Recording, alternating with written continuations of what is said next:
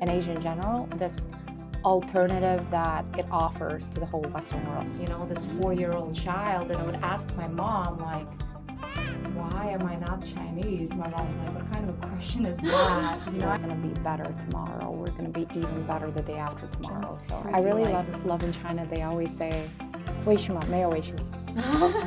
Just keep on going. I think that's very important.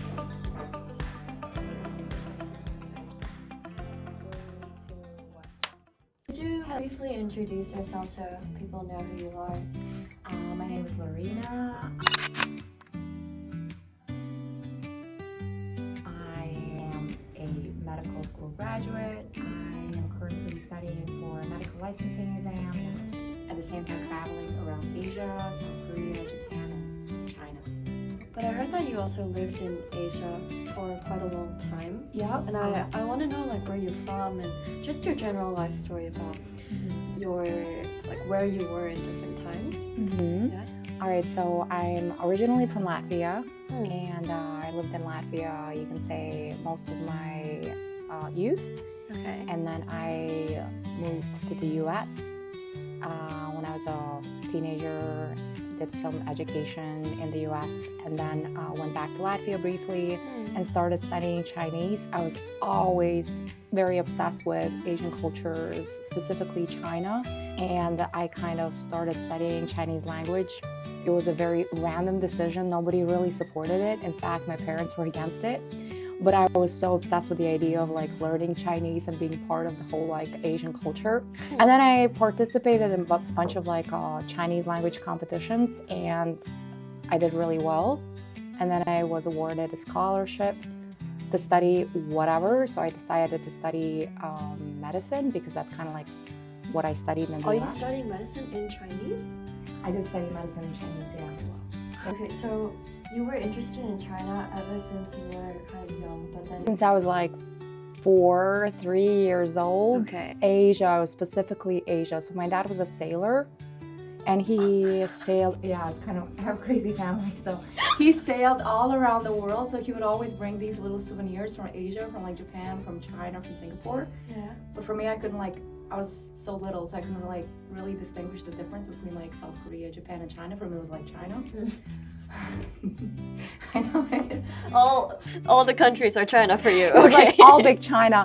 Yes. So it was like this dream since I was so little. I cannot even remember. I don't even remember how old I was, but it was always just China, learn Chinese. And I thought Asian people were the most beautiful people ever. I was, you know, this 4-year-old child, and I would ask my mom, like, why am I not Chinese? My mom's like, what kind of a question is that? You know, I had this like strong obsession with Asia, and I remember we would sometimes travel with my family and I would see Asian people and I would be mesmerized.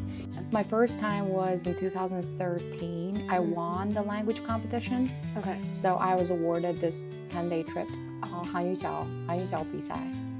So that was kind of like the second difficulty level. So I won that, and I was awarded that free trip to China. So that was really exciting.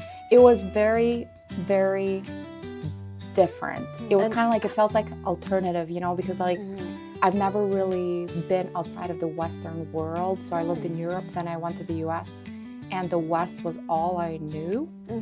And then I went to China in 2013. 2013. And it seemed like this massive alternative to the whole like Western world. And I found it amazing. That is so different, but it is still in some ways Western, but at the same time, it has its very strong, unique identity. Sure. And I always found it incredibly fascinating. It's amazing, truly. Asia has always been my favorite part about being in China and Asia in general, this alternative that it offers to the whole Western world. But I want to know more. So what was so surprising about China? What made you so mesmerized about it? I think I was surprised about how advanced China was. I didn't really have any expectations, to tell you the truth, when I first went to China, but I didn't think China would be that advanced. It felt that China was very together. It's very collected. And there's that spirit of progress. We're going to be better tomorrow. We're going to be even better the day after tomorrow. So I feel like that was really just a very pleasant environment to be in.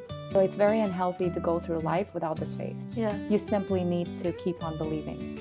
And that faith needs to keep pushing you. This optimism, and I feel this optimism definitely in Asia more than anywhere else in the world.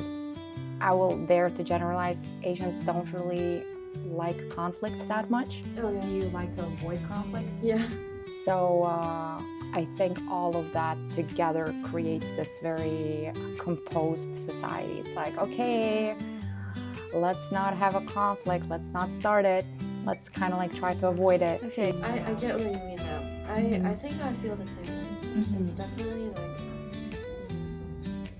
more composed in that way, but also because of that, I think less people speak up What they think, or if they have strong opinions, it's less encouraged for you to speak it out and actually have a conflict.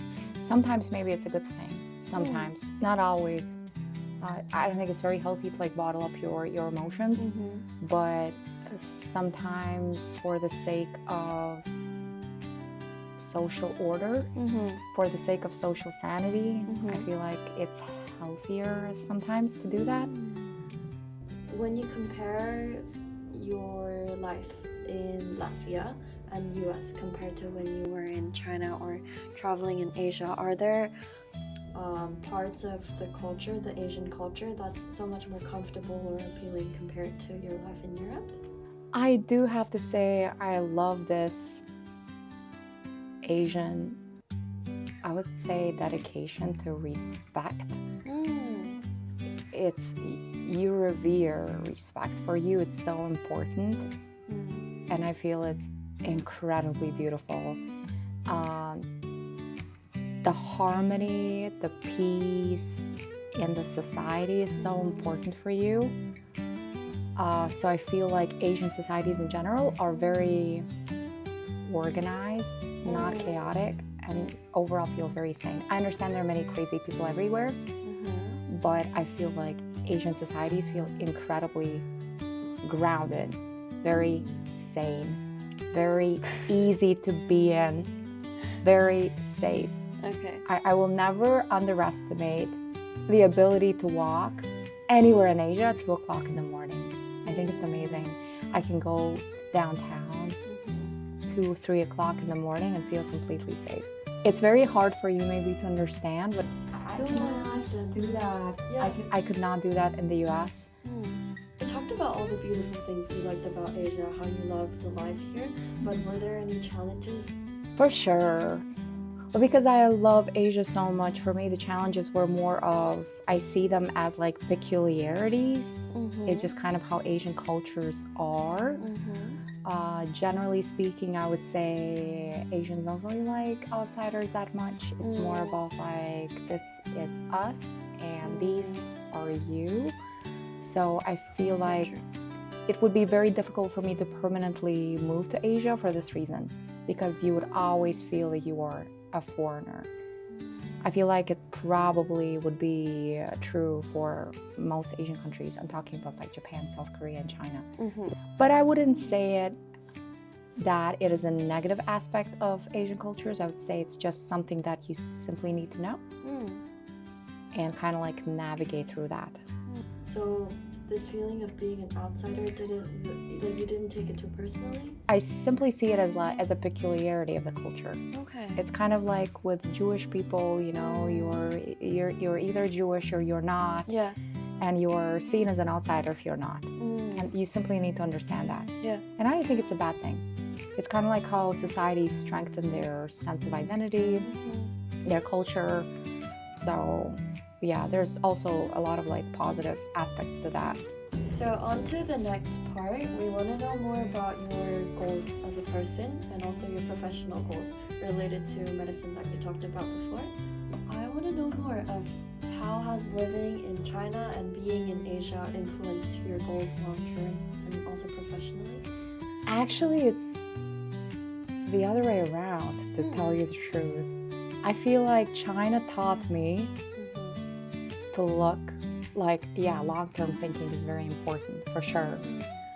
But I think what life in China taught me was to just take that step forward, just keep on going. So I think this is kind of like, I always had these big plans for my future, and this is what my life is going to look like, and this is where I will be, and this is how much money I would make. I always kind of like, when I was younger. But life in China really grounded me. So now for me, I just want to pass my exams, apply to residencies, hopefully get through a residency, get that medical license, and hopefully just keep on like pushing forward. You know, I think like that is very important, to just keep on pushing forward. Don't really ask that many questions. I really love in China, they always say 为什么没有为什么 没有为什么 There is just no keep on why. going. Yeah, just keep on going. I think that's very important, and this is kind of like how I go through life. 为什么没有为什么 It's like, it's okay, 好的 That's right. Yeah, exactly. Don't ask too many questions, and you always believe tomorrow will be better. Okay, so we are moving on to the end of the interview now. So if other people who want to move to Asia, who's really interested in Asian culture, is watching this, are there any advices you would like to give? You need to be willing to learn, to be part of a culture, and don't enforce your culture on other people. I think just having that open mind and this desire to learn is the most important thing. And Asia can teach foreigners so much. Yeah. There's just, it's an ultimate place. I feel like right now Asia is just one of the most beautiful parts of the world. You just have to, I feel like everyone needs to come to Asia and just see it for themselves.